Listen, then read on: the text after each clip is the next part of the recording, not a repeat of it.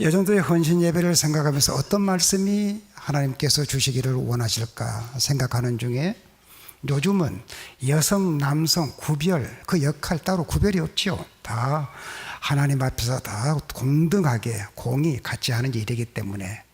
그러나 성경에 보면 이 여성을 주역으로 해서 구원 사역을 이루시는 구원 사역을 보여주시는 성경들이 몇 권 있지요.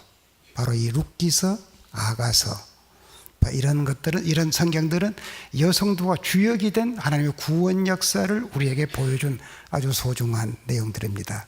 그래서 우리 룻기서를 택하여 말씀을 전가하려고 합니다. 룻기서는 연극적인 요소가 다 포함되어 있습니다. 사막으로 되어져 있는데요, 오늘 저에게 주어진 시간 내에 다 하긴 어렵고 2막까지 한번 생각을 해 보려고 합니다. 2012년도에 우리나라 이 영화배우 전도연 씨가 칸느 영화제에서 주연상을 받았다고는 뉴스를 접하고 너무 반가워서 제 집사람하고 월요일날 영화관에 가서 그 영화를 봤습니다. 여러분 그 보신 분 그 스토리를 기억하시죠? 그 신혜라고 하는 여주인공, 거기에서 그 주인공이 자기 남편의 고향 경상도 밀양에 내려가서 지내는 사건 아닙니까? 남편이 돌아가시고 아들 하나 데리고 가서 남편의 고향에 가서 사는데 남편이 유괴를 당해서 죽는 사건. 그 영화를 보면서 그 영화의 그 감독이 대구 사람 이창동 감독이에요. 그 참 기대를 많이 했습니다. 그 주제가 인생의 고난 문제 아닙니까? 인생의 고난 문제. 이 인생의 고난 문제를 어떻게 풀어낼까? 기대를 하고 영화를 보게 되는데 아주 저의 마음에 불편했습니다. 기독교를 그 영화에 끌어들이는데 소품처럼 취급하고 던져버리는, 그 영화를 보면서 저의 마음속에 기독교가 인간의 고난 문제를 이 정도밖에 취급할 수 없는 기독교인가? 마음에 분노도 생기고, 그래서 기독교가 인생의 고난 문제에 대해 줄 수 있는 대응이 무엇일까? 고민을 하면서 창세기부터 계시록까지 계속 마음을 이렇게 집중해 가면서 룻기서에 집중하게 됐습니다. 룻기서는 고난이 주제입니다. 룻기서의 주제라고 하면 철저히 비워졌을 때 하나님께서 넘치도록 채우시는 게, 비워지고 채우심의 주제가 이 룻기서의 주제입니다. 이 주제는 우리 예수님께서 세상에 탄생하셨을 때 8일째 되는 날 결례 예식을 행하기 위해서 성전에 마리아가 품에 안겨 나갔을 때 성전 나이 많으신 시므온이라고 하는 분이 아기 예수를 보고 그 눈이 열려 메시아인 줄 알아보고 아기에 대해 예언하는 대목이 있죠. 이 아이는 이스라엘의 많은 사람을 파괴하고 그리고 세우실 자다. 바로 그것이 예수 그리스도의 사역이지요. 주님이 이 땅에 오신 것은 철저히 죄로 먹는 것을 파괴하고 다시 세우시는 사역. 그런데 이 사역이 그림처럼 우리에게 보여진 게 구원 사역이 룻기서에 들어져 있습니다. 그래서 오늘 여러분들에게 이 룻기서를 같이 생각하면서 특별히 헌신하기를 원하는 우리 여성도뿐 아니라 모든 성도들이 우리가 어떻게 구원을 받았으며 구원받은 자로서 우리는 어떤 삶을 살아야 하는지, 어떻게 헌신해야 되는지를 생각하는 그런 시간이 되기를 바랍니다. 이 룻기서의 그 스토리는 아주 인상적이어서 거의 머릿속에 그 줄거리가 기억되어질 줄로 믿습니다. 자, 오늘 본문 읽었는데요. 이 본문을 읽었는데 본문 앞부분, 서러운 부분을 잠시 생각해 보면 베들레헴 엘리멜렉이라고 하는 이 가장이 가족들을 데리고 베들레헴에서 떠나 모압이라고 하는 지역으로 이주해 가서 삽니다. 모압으로 가서 사는데 남편이 쓰러집니다. 자, 장성한 두 아들들, 그 어른 어머니 나오미는 서둘러서 그 지역 여인하고 결혼을 시킵니다. 그런데 이 아들들도 자손 하나 남기지 아니하고 다 쓰러집니다. 이 가정이 철저히 파괴됩니다. 철저히 파손되어 버립니다. 그 가정에는 나이 많은 어머니 그리고 딸 같은 이 안타까운 두 자부, 세 여인만 남게 됩니다. 자, 우리가 이 사건 서론, 이 룻기서의 서론이 이렇게 시작합니다. 철저히 파손된 인생. 이것은 우리가 특별히 여성 남성을 떠나서 인생의 문제를 취급하는 것이지요. 구약의 가장 복음적인 본문이 바로 이 룻기서입니다. 자, 왜 이 가정이 이렇게 파손되었을까요? 우리가 인간적인 면에서 몇 가지 짚혀지는 것이 있습니다. 자, 엘리멜렉이라고 하는 사람이 베들레헴에서 모압으로 떠났습니다. 이 떠난다고 하는 이 문제가 있습니다. 베들레헴이 어떤 곳입니까? 조상의 유적이 있는 곳입니다. 베들레헴 그 이름 자체는 베들레헴, 떡의 집이란, 양식의 집이라는 의미를 갖습니다. 훗날의 베들레헴은 다윗의 고향이 우리 예수님이 탄생한 곳 아닙니까? 무엇보다도 베들레헴은 하나님의 법이 지배하는, 하나님의 법이 통치하는 하나님의 나라의 심볼입니다. 하나님 나라의 모형입니다. 다시 말하면 이 시대 교회의 모형이지요. 교회, 하나님의 법이 지배하는 하나님의 나라지요. 하나님의 나라에서 세상, 하나님의 법이 지배하지 않는 세상으로 떠났을 때 이 가정 문제가 있다. 이 가정 위험하다. 그걸 우리가 볼 수 있고요. 또 들여다보면 이 가정에 또 다른 떠남이 있습니다. 이 엘리멜렉이라고 하는 사람이 태어났을 때 그의 부모들은 우리 동양 사람들은 마찬가지로, 우리 한국 사람과 마찬가지로 그 부모들도 태어난 아들의 이름에 부모 그들의 이상, 그들의 꿈, 그들의 비전을 심어서 비전을 압축한 이름을 지어주기를 좋아하지요. 그런데 이 엘리멜렉이 태어났을 때 그 부모들은 그 아들의 이름을 엘리멜렉, 들어본 일 아닙니까? 엘리, 나의 하나님은 멜렉 왕이시다. 그 부모들은 아들이 태어났을 때 너는 앞으로 너의 하나님을 왕처럼 섬기고 살아라, 그런 비전을 담은 그 이름을 지어준 거예요. 그런데 엘리멜렉이 장성해서 결혼했습니다. 아들들을 낳습니다. 아들들의 이름이 뭡니까? 이 말론, 기론, 여러분 성경 풋노트에 보면 뜻이 들어있어 있습니다. 말론, 병이라는 뜻입니다. 그러니까 이름으로 불렀으니 병신아. 기론, 이것은 소모라는 뜻입니다. 사라짐의 뜻입니다. 그러니까 없어질 놈아. 예, 엘리멜렉은 그의 소중한 자식들이 태어났을 때 이런 소망적인 이름이 아니라 이렇게 저주스러운 이름을 붙여서 날마다 불렀을까? 여기서 우리는 뭘 봅니까? 이 가정, 신앙이 단절됨을 봅니다. 그 조상들의 신앙이 그 자녀들에게 전승되지 못하고 단절됨을 봅니다. 이 엘리멜렉 그 선친까지는 그 부모들의 신앙의 냄새가 나지 않아요? 엘리멜렉, 나의 하나님은 왕이시다. 그런데 엘리멜렉 때 와서는 전혀 신앙의 분위기가 나타나지 않습니다. 병신아, 없어질 놈아. 그러니 그 가정이 하나님 앞에서 아름다워질 수 있겠느냐? 또 다른 떠남이 있습니다. 남편이 쓰러졌을 때 시어머니 나오미는 서둘러서 장성한 두 아들들을 결혼을 시킵니다.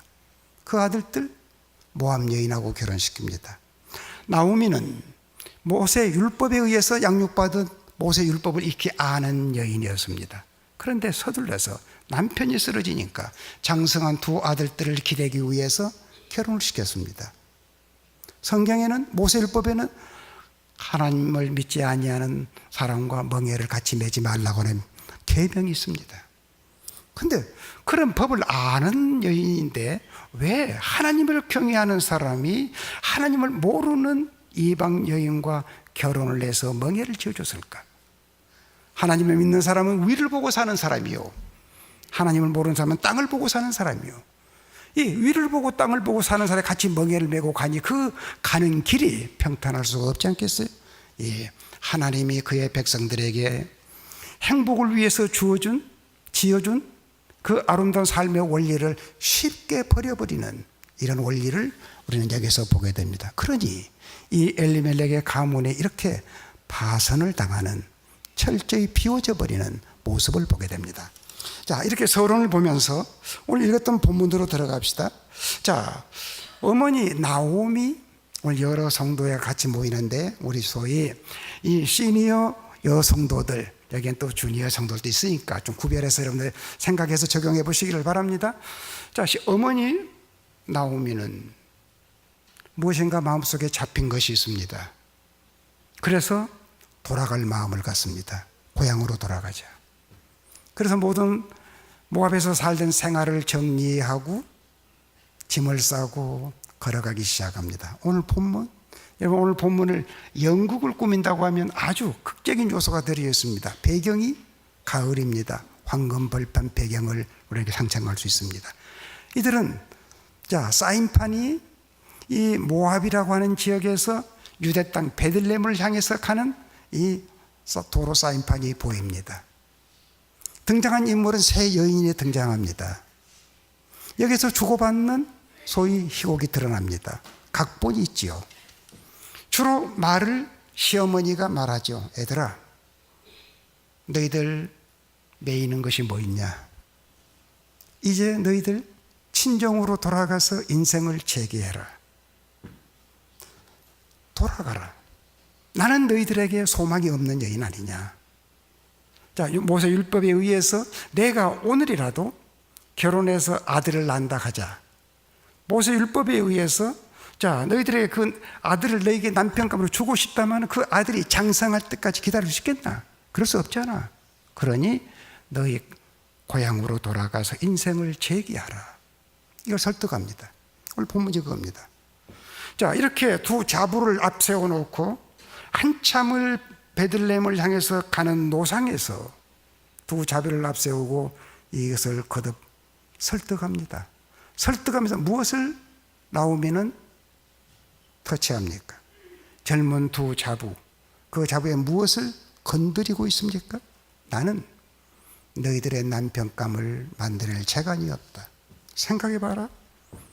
너희들 인생에 한 번밖에 살 수 없는 이 인생을 너희들은 아직 창창한 젊은이들이 아니냐?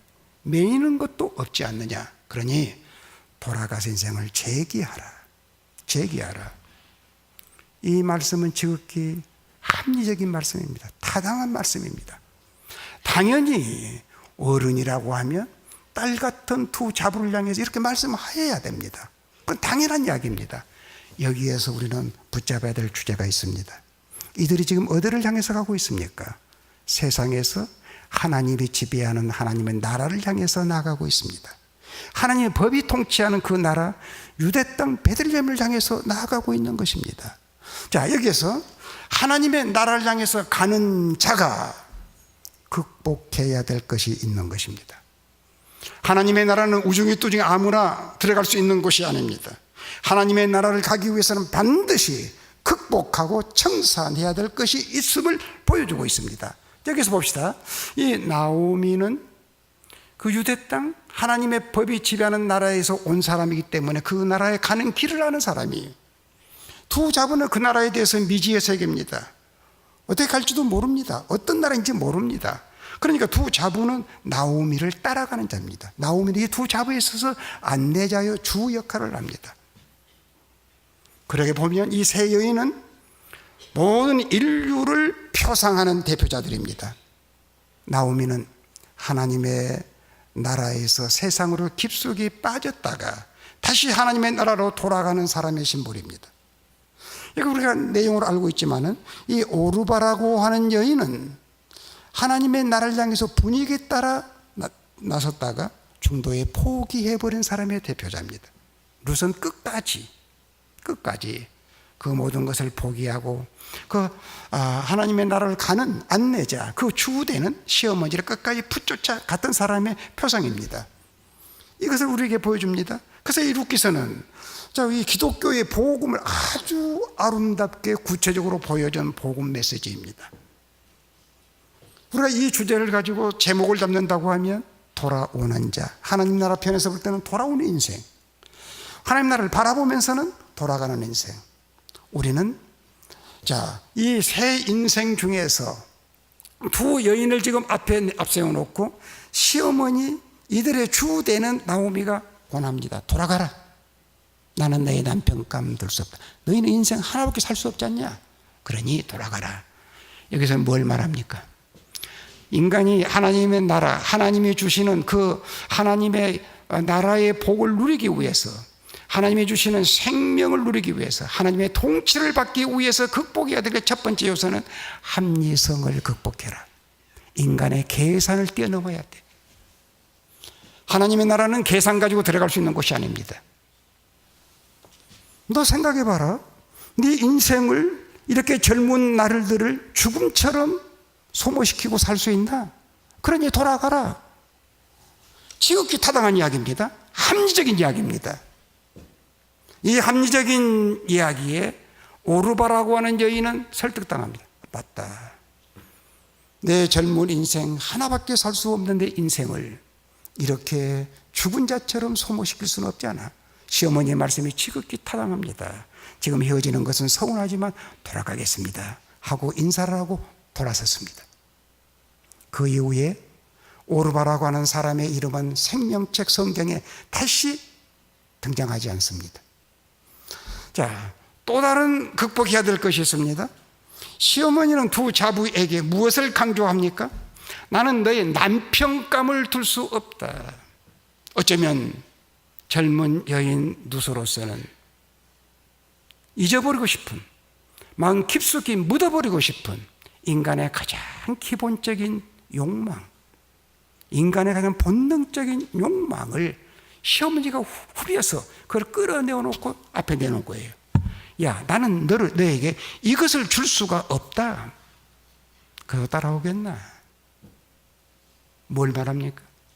그리스도를 따르는 길에 있어서는 인간의 기본적인 욕망을 극복하지 아니하고는 따라갈 수 없는 것입니다. 주님께서 땅 위에 계실 때에 그를 따르는 자들에게 무엇을 요구했습니까? 너희들이 나를 따르려거든 자기를 부인하고 제 몫의 십자가를 지고 따라오라. 너희들이 정말로 살기를 원하느냐? 죽어라. 죽어라. 많은 사람들이 넓은 문, 넓은 길을 가기를 원한다. 내가 너희들에게 주려고 하는 생명의 길은 좁은 문을 통과해야 돼. 좁은 문을 통과하게 되면 협착한 길을 가야 돼. 그러나 사람들이 그 길을 따르질 않아. 주님이 우리에게 요구하는 것이 뭡니까? 주님이 주시기를 원하느라 하늘의 생명, 영원한 생명을 받기를 원한다고 하면 인간의 이 내면의 가장 근본적인 욕망을 극복하지 아니하고는 못 가는 길입니다. 못 가는 길입니다. 주님이 그 명성이 자자했을 때 한 번은 유대 땅의 엘리트 서기관이 예수님 앞에 찾아왔습니다. 선생님, 제가 선생님을 따르겠습니다. 예수님은 그 사람의 내면을 관파하시고 나는 머리 들 곳도 없어. 공중의 새도 깃들 곳이 있고 들의 여우도 들어갈 굴이 있다. 나는 머리 들 곳도 없다. 그렇게 말씀하신 주님의 의도면 그래도 따라올 수 있나? 네가 무엇 때문에 나를 따르려고 하느냐? 나는 네가 계산하는 것, 네 욕구 채워줄 수 없다. 또 다른 경우도 있죠. 부자 청년 간혼 사건.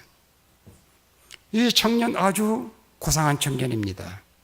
예수 앞에 나타났습니다. 예수요, 어떻게 하면 영생을 얻을 수 있습니까?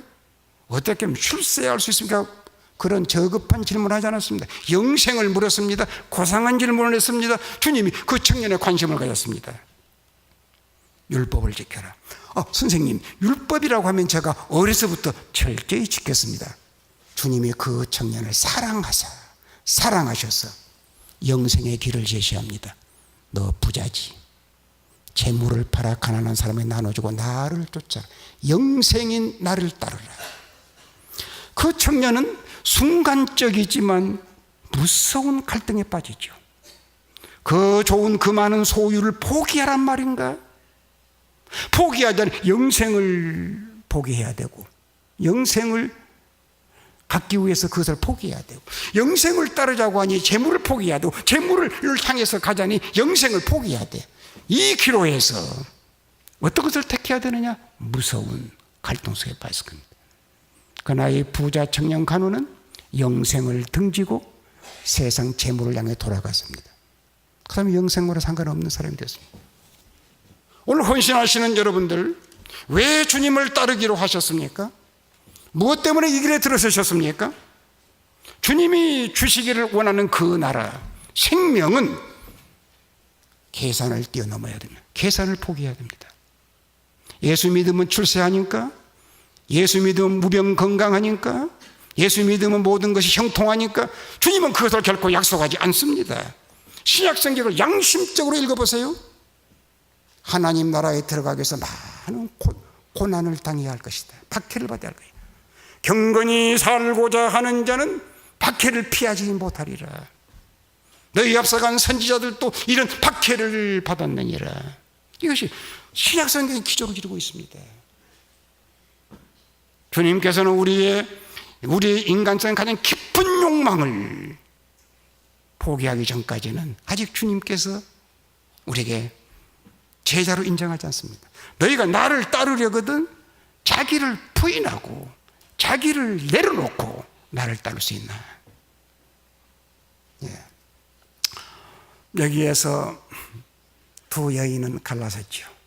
한 여인은 이 요구에 자기 중심으로 이해하고 떨어져 나갔어. 생명과 상관없는 사람이야. 이걸 극복하지 않으면 따르다가 언젠가는 포기하게 돼 있어요. 그러나 룻은 끝까지 그 모든 것을 다 풀어놓고 자의 마음 속에 있는 깊이 묻혀져 있던 그 인간의 욕망의 보자기를 끌어내려놓고 발로 밟고, 어머니 나를 돌아가라 하지 마세요. 나 주님 어머니 따르겠습니다. 헌신하는 여러분들, 우리가 무엇을 좀 더 많이 하고 더 어떻게 아름답게 하는 정도가 아니라 이 애기에서부터 헌신을 시작합시다. 주님이 원하시는 자기 부인의 자리에 들어섰는가? 그러면서 룻은 그 다음에 계속해서 이어갑니다. 성경은 이 룻의 이런 결단한 룻의 그 내면의 세계를 클로즈업 시켜 보여줍니다. 어머니 가시는 곳에 나도 가고, 어머니 머무시는 곳에 나도 머물겠습니다. 어머니의 하나님을 나의 하나님, 어머니의 백성을 나의 백성, 이렇게 고백을 합니다. 이 룻의 입에서 나온 이 고백은 구약성경의 대표적인 신앙 고백입니다. 룻이 누구를 따라갑니까? 나오미를 따라갑니다. 어디를 갑니까? 하나님 나라를 갑니다. 오늘 헌신한 여러분들 누구를 따라가고 있습니까? 여러분의 주 예수 그리스도를 따르고 있습니다. 예수 그리스도에게 이런 고백을 하실 수 있습니까? 주님이 가시는 길 저도 갈 수 있습니다. 고백할 수 있습니까? 주님 어떤 길을 가셨습니까? 많은 사람에게 환호, 박수, 갈채를 받는 길을 가셨습니다. 호산나 찬양하면서 예수님을 높여드리는 그런 게 있습니다. 그때도 우리는 주님의 제자답게 의젓하게 따를 수 있어야 됩니다. 주님은 항상 그런 대접만 받지 않으시죠. 동족에게 배척당합니다. 멸시를 당합니다. 자기가 쳐야 될 십자가를 지고 겟세마네 골고다 올라가셨습니다.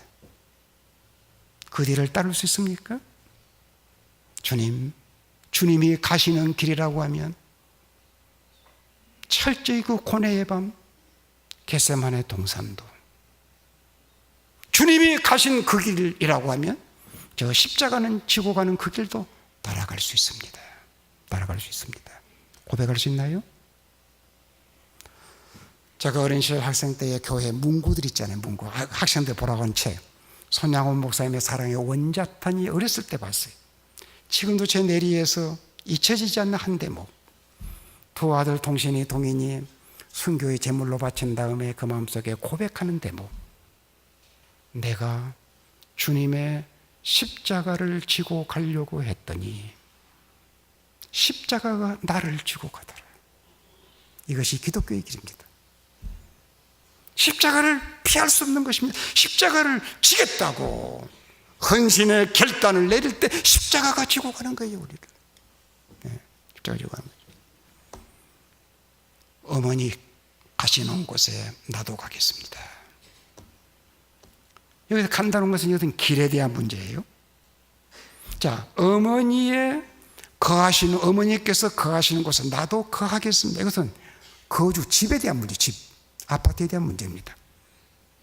주님이 거하시는 곳이라고 하면 저도 거할 수 있습니다. 주님이 어디에 거했습니까? 주님의 말씀 그대로 보면 한 평도 없었습니다. 머리들 곳도 없었습니다. 주님을 따르는 우리들에게 처자식, 가족들과 함께 지낼 수 있는 공간이 있다면 그건 만족해야 되죠. 많은 사람들이, 예수를 믿는 사람들도 아파트 평수 높이다가 평생을 보내는 사람들이 있어요. 그것이 소명이 아니야. 주님이 거하시는 곳이라고 하면 나도 즐겁게 거할 수 있습니다. 누세 입장에 생각해 봅시다. 나오미가 지금 고향에 가가지고 어떤 집에서 살지 몰라. 전세방이라도 얻을 수 있을지, 뻔히 알잖아요, 형편을. 사골세방이라도 얻을 수 있을지. 그것도 얻을 수 없어서 남의 집 헛간에서 자리를 펴고 살아야 할지 몰라. 그러나 무슨 결단이 됩니다. 어머니께서 거하시는 곳이라고 하면 다 거할 수 있습니다. 성도 여러분, 이 결단, 이 헌신이 있습니까? 어머니의 백성, 나의 백성은 되겠습니다. 고백했습니다. 어머니의 백성이 어떤 백성입니까? 유태인이요. 난 유태인 한 남편이라고 10년째 살아보지만 잘 몰라. 그러나 어머니의 백성이라면 내 백성처럼 사랑하고 살겠습니다. 고백하지요. 우리는 우리 주님에게 이 고백을 할 수 있어야 됩니다. 내 주 예수 그리스도요, 당신의 피로 사신 백성이라고 하면 그가 유치하든 그가 무식하든 내 성향과는 맞지 않든 당신의 피로 사신 당신의 백성이라고 하면 내 백성처럼, 내 형제처럼 사랑하겠습니다. 고백할 수 있어야 됩니다. 제가 네덜란드에서 살면서 거기에 네덜란드 한인교회를 제가 83년에서 89년까지 섬겼습니다. 한 번은 교회 연락이 온 거예요. 수스트베르그라고 하는 지역에 한국 자매들이 한 30명쯤 되는데 예배를 드리고 싶다고 합니다. 연락이 온 거예요. 목사님 얼마나 반갑습니까? 장로님들, 집사님 동원해서 한 40km 되는 곳에 차를 보내서 모셔다가 예배를 드리는 거예요. 그들이 예배를 드리는데 그렇게 뜨겁게, 그렇게 감격스럽게 예배 드리는 것은 제가 보지 못했죠. 80년대 초 주로 애국에 한인들 나가 있던 소위 무역전사들, 그 당시에는 와이사스, 김, 양말 가지고 무역했던 그 시절 아닙니까? 그러니까 그 당시에는 그래도 아주 한국의 소위 엘리트들이야, 다 소위 명문들 출신들. 한 두세 주 지났을 때 교회 여성도들이 저에게 찾아온 거예요. 목사님, 우리는 저들과 같이 예배 드릴 수 없습니다. 목사님, 저들이 무슨 출신인 줄 압니까? 누군데요? 저들은 양공주들입니다. 미군 부대 자매들이라는 거예요. 마음이 얼마나 상처가 되는지요. 그들이 지난날에 어떤 삶을 살았든 예수 그리스도의 피로 구원함을 받은 사람이라고 하면 내 형제, 내 자매처럼 마음을 수용할 수 있어야 되는데 이들은 아직 용납하지 못하는 거예요. 그들이 지난 과거를 보면서 함께 공동체, 함께 형제 자매로 못 이루겠다는 거예요. 그것은 그리스도인들이 아닙니다. 우리는 주님 앞에 고백을 해야 됩니다. 주님의 피로 사신 백성이라고 하면 그들이 어떤 지난 과거에 허물이 있더라도 주의 피로 씻겨진 백성이라고 하면 내 형제, 내 자매처럼 내가 섬길 수 있습니다. 고백해야 됩니다. 그게 그리스도인입니다. 무슨 그 고백을 하는 거예요. 어머니의 하나님, 내 하나님을 섬기겠습니다. 이 주제를 우리가 이렇게 하니까 신앙을 완전히 바꾸죠. 어머니께서 머무시는 곳에 나도 머물겠습니다. 신앙의 치조를 고백합니다. 이렇게 아주 무거운 마음의 대화들을 주고받으면서 먼 여행을 마쳤습니다. 제가 19주로 넘어갑니다. 이들은 그 목적지 베들레헴에 도착이 됐습니다. 베들레헴에 도착됐을 때 온 베들레헴 성읍이 발칵 뒤집었습니다. 이들 때문에 화재가 분분했습니다. 온 베들레헴 성읍이 떠들어댔다고 했습니다. 떠들매 그 주제가 무엇일까요?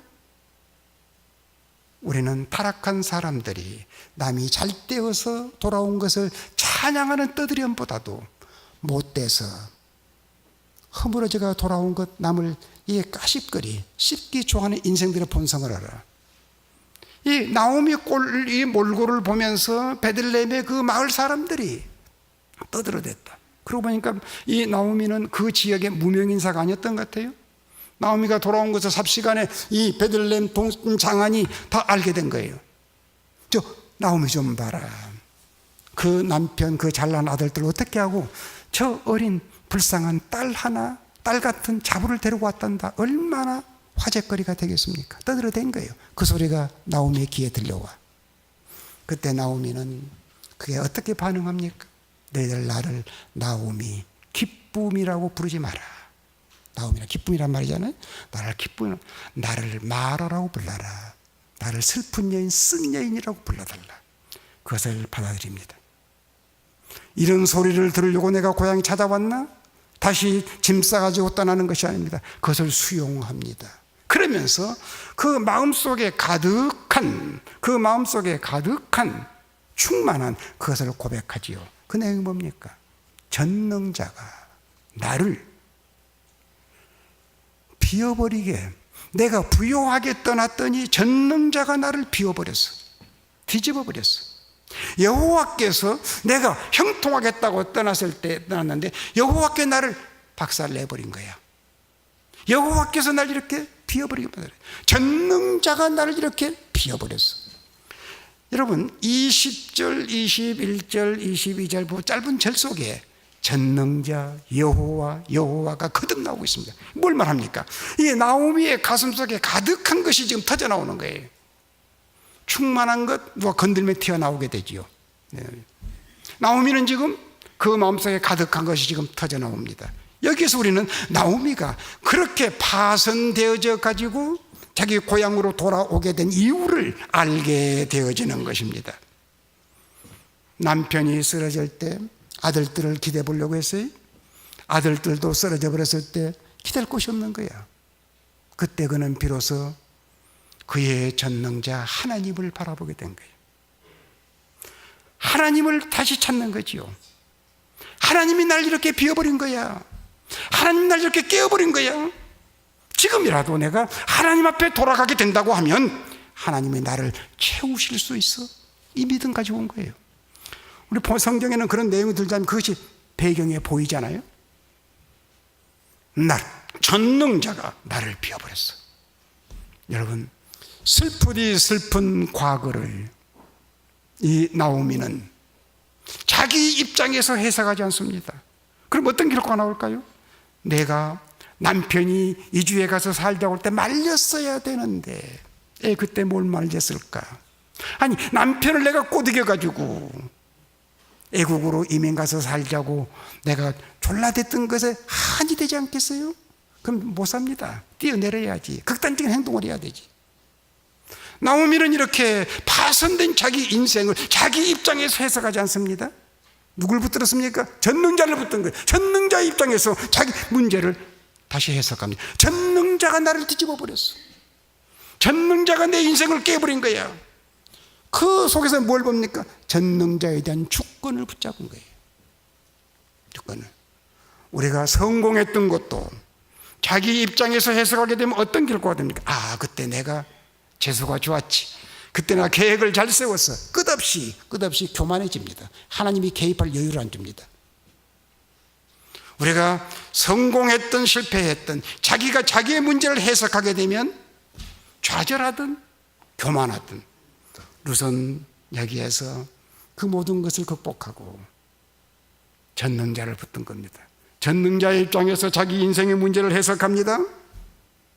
전능자가 내 인생을 좀 깨버렸어. 나를 비워버리겠어.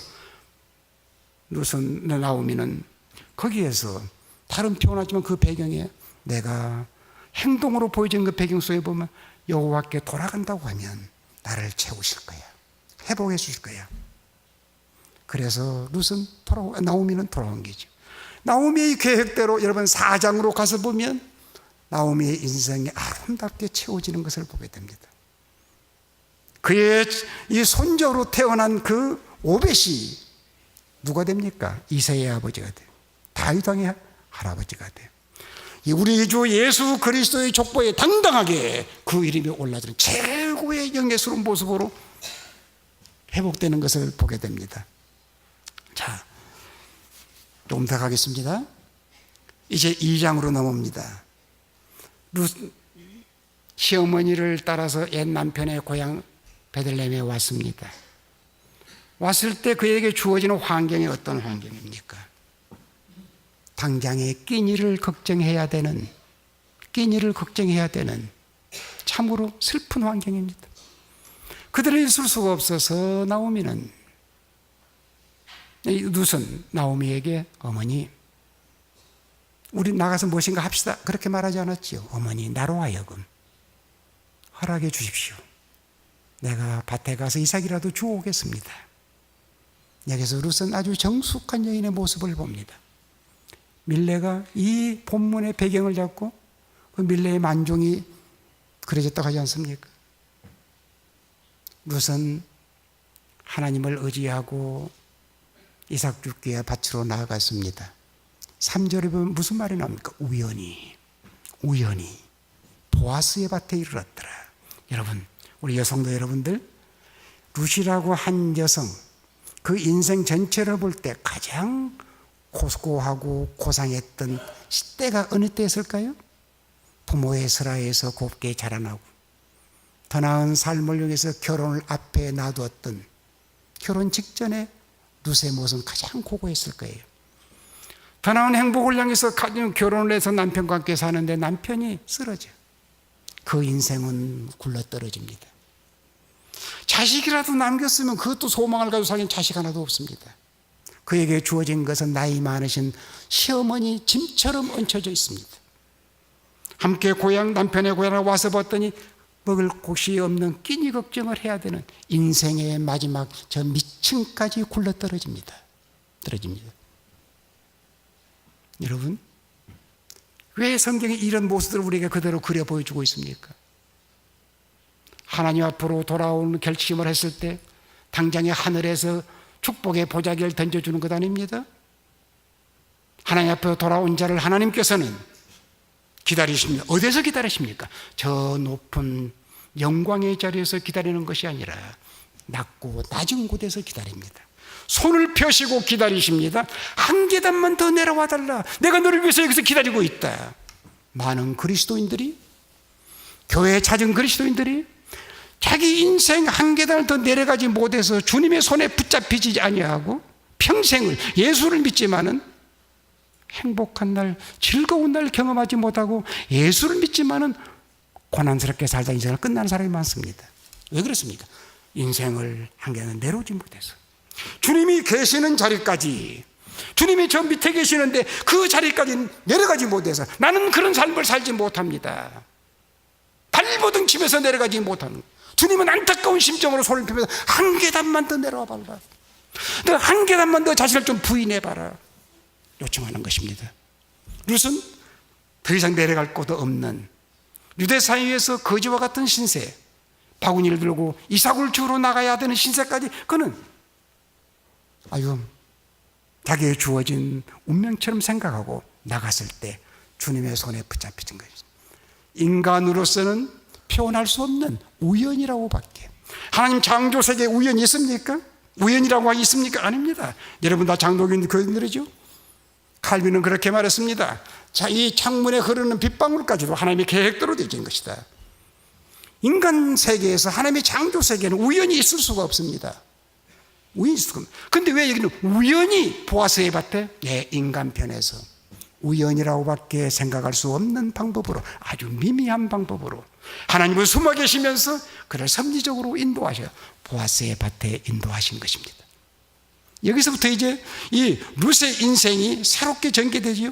이제는 주님의 손에 붙잡혀서 이제는 하나님께서 이 하나님께 귀한 지난날의 과거가 있고 슬프디 슬픈 이 인생을 하나님 어떻게 회복시켜주는가를 잠시 한번 생각해 봅시다. 보아스의 밭에 갔습니다. 자기 형편이 어렵다고 무작정 가서 막 남의 밭에 들어가서 이삭을 끌어모으는 거 아닙니다. 정중하게 밭을 관리하는 사환에게 자기 사정을 이야기합니다. 나는 이런 사람인데 이 밭에 이삭을 좀 줍도록 하시오. 그래서 모세 율법에 그렇게 명시된 겁니다. 나그네 거지들 반드시 이삭 줍는 거 금하지 않도록 했습니다. 적당히 뽑아놓도록 했습니다. 그래서 이 밭을 관리하는 사환이 그의 신분을 묻습니다. 형편을 묻습니다. 허락했습니다. 그날따라 그 밭의 주인 베들레헴의 왕 같은 신분 보아스가 그 밭에 나타났습니다. 눈에 띕니다. 사환을 부릅니다. 이삭 주면 저희 여인 누구냐? 사환이 보고합니다. 아침부터 와서 이런 딱한 사정이 있어 제가 허락했습니다. 지금까지 열심히 죽고 있습니다. 그 보고를 들었던 보아스가 그 여인을 부릅니다. 내가 너의 형편을 들었다. 너의 그 딱한 형편을 들었다. 너의 선한 마음을 내가 알게 되었다. 너는 다른 밭에 가지 말고 내 밭에서 너의 필요를 충족해 가라. 룻 그의 1차적인 문제 먹고 사는 문제입니다. 그 문제를 보아스가 허락해 줍니다. 이 밭에서 이삭을 주워가도록 해라. 대부호가 그 이삭 좀 주우라 한 거 대단한 것이겠어요. 그러나 그 배려를 받은 룻으로서는 너무 감사하고 너무 기뻐서 보아스의 발 앞에 엎드려 감사합니다. 절했다는 말이 바로 이 예배했다는 같은 단어입니다. 그 앞에 절을 합니다. 그 광경을 내려다보던 보아스, 그 아무것도 아닌 것을 감사하는 이 룻, 그거 보면서 그는 또 다른 축복을 합니다. 여러분들 교회에 왔을 때 지난날에 여러분의 상편이 안타까워서 잠을 자지 못해서 사업에 실패해서 교회 찾을 수 있습니다. 그 동기가 돼서. 그러나 교회에 왔을 때 여러분의 1차적인 문제를 하나님이 해결해 줄 수 있습니다. 교회 다녔더니 마음이 편안해질 수 있습니다. 자식의 문제가 풀려질 수 있습니다. 생업이 열려질 수도 있습니다. 그러나 거기서 끝나면 안 됩니다. 여러분, 예수님 당시에 10명의 문둥 환자가 그 탈출해서 예수님의 긍휼을 입고 제사장에게 보이기 위해서 달려가다가 자기들의 몸이 성해진 것을 느끼면서 그들은 신나게 돌아갔죠. 그러나 사마리아 출신 한 사람이 돌아가다 말고 제 인생을 새롭게 회복해 주신 그 예수, 다시 돌아와서 예수 앞에 발 앞에 엎드려 절을 합니다. 그때 예수님이 어떻게 반응하십니까? 고침을 받은 자가 너 혼자뿐이냐? 감사에 대한 기대를 가진 예수님, 감사하지 아니하는 주님의 배려, 주님의 긍휼을 입은 자가 감사하지 아니할 때 주님은 서운해한다고 하는 것을 보여주고 있습니다. 너 혼자뿐이냐? 그래서 하시는 말씀이 뭡니까? 네가 구원을 얻었느니라. 네가 구원을. 1차적인 문제로 끝나버려서 그들은 돌아온 자에게 무엇이 주어집니까? 인생의 궁극적인 문제, 구원이 주어진 겁니다. 성도 여러분, 헌신한 여러분들, 1차적인 문제로 여러분들이 만족하지 마시고 여러분들이 정말로 교회의 어머니들로서 이러한 깊숙이 하나님의 은혜 자리에까지 나아가는 본을 보이는 헌신이 있기를 바랍니다. 이렇게 자기 앞에 절을 하며 감사해서 어찌할 줄 몰라 하는 이 여인, 가련한 여인 룻을 내려다보던 보아스, 그는 또 다른 차원의 축복을 줍니다. 그 당시 유대사의 풍속을 따라서 두 손을 높이 들고 여호와 하나님의 이름으로 축복합니다. 여호와여, 여호와의 날개 아래, 여러분은 여호와의 날개 아래 피하여 온 이 여인에게 무엇을 달라고? 온전한 상을 주십시오. 온전한 상을 주십시오. 이것은 1차적인 문제가 아니지요. 먹고 사는 문제가 아니지요. 신령한 복입니다. 신령한 복. 여호와의 날개 아래 보호를 받으러 온 이 여인에게 여호와께서 온전한 상을 주시옵소서. 온전한 상이 뭡니까? 인생의 궁극적인 문제입니다. 온전한 상, 하나님께서 에덴 동산에 인생을 지으셨을 때 타락하기 전 그 하나님이 원래 의도하셨던 그 인생의 그 모습, 하나님께서 인생에 담아주신 그 아름다움, 상실된 인간이 회복된 인간으로 바뀌어지는 이 온전함을 주시는 거예요. 온전한 상 주시기를 원합니다. 여호와의 이름으로 이 복을 줍니다. 이 복. 성도 여러분, 여러분들이 신앙생활하면서 이 복까지 누려야 됩니다. 이 단계까지 나가야 되는 것입니다. 그래서 우리 성도들이, 헌신하는 여러분들이 이런저런 일들, 그건 초신자도 할 수 있습니다. 부엌 설거지하는 거 초신자 할 수 있습니다. 그러나 여러분들이, 성숙한 여러분들이 해야 될 일들은 이 진정으로 복받는 모습을 처음 나오는 신자들에게 보이는 모범을 보이는 것이 가장 중요한 헌신입니다.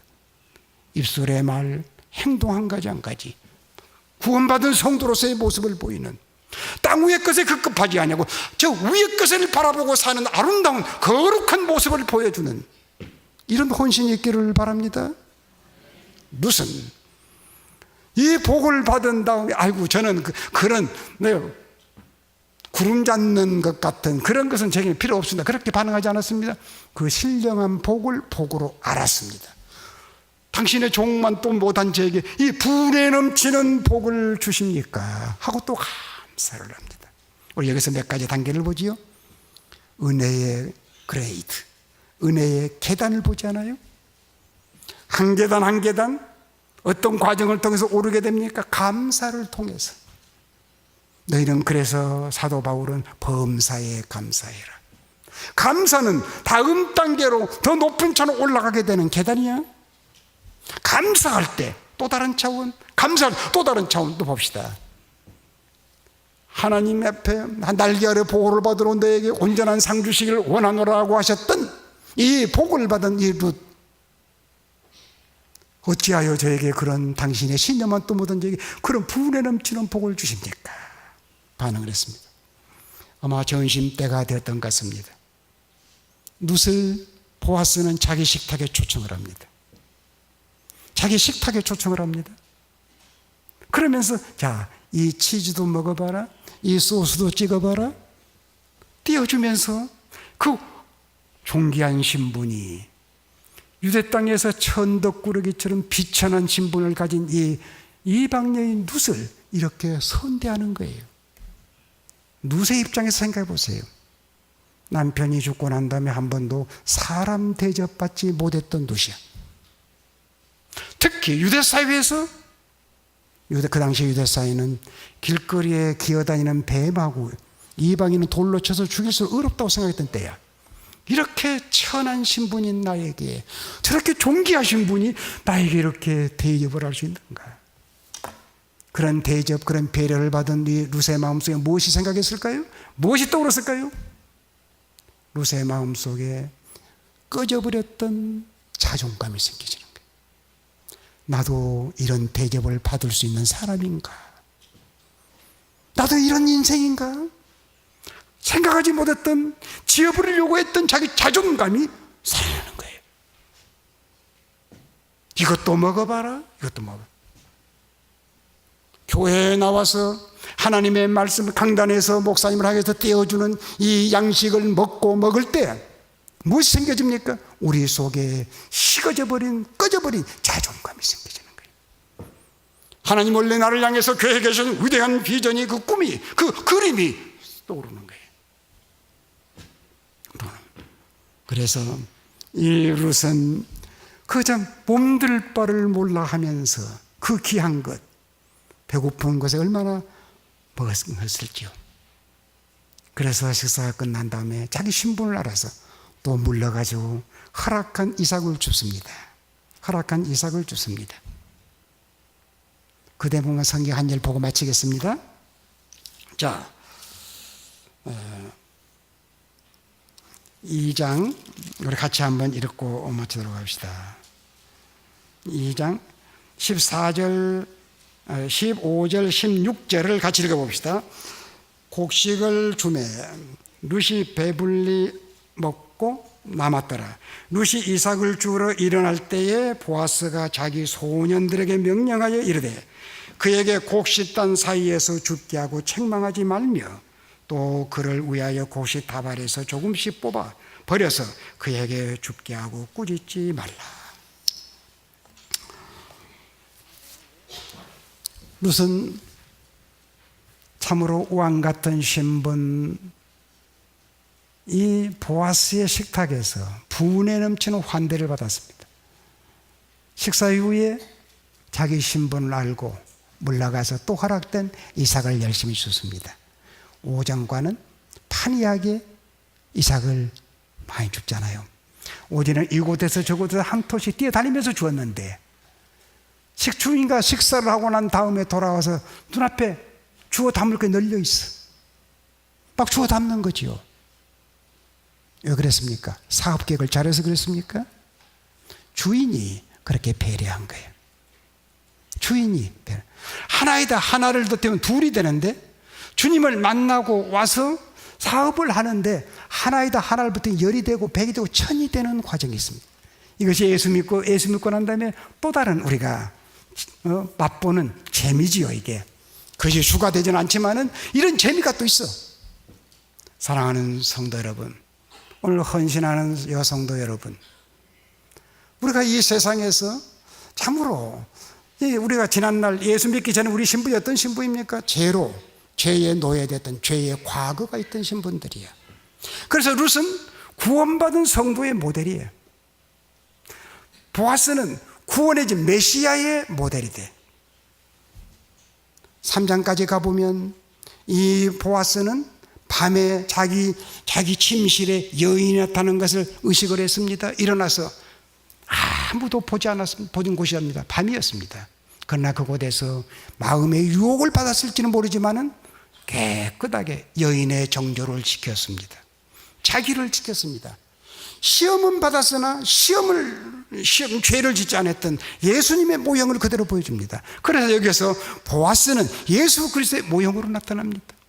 룻은 과거가 있는 죄의 신부가 되었던 우리들, 이제는 다시 왕 같은 예수 그리스도의 신부로 변화되는, 그래서 어디까지 나갑니까? 우리 주 예수 그리스도의 아름다운 영광스러운 족보에 그 이름 오벳은, 보아스는 이 룻에게서 오벳을 낳고, 오벳은 이새를 낳고, 이새는 다윗 왕을 낳았다. 이것은 뭘 말합니까? 우리 이야기야. 그냥 한 여인의 이야기 아니라 바로 우리들의 이야기죠. 멍든 우리, 죄에 파손된 우리들, 주님 나라에 귀했을 때 이렇게 우리를 인도해서 하나님의 존귀한 신분, 예수 그리스도의 신부로 우리를 이렇게 단장시켜 가시고 그 영광의 나라를 소망하도록 만드신 이 주님을 찬양합시다.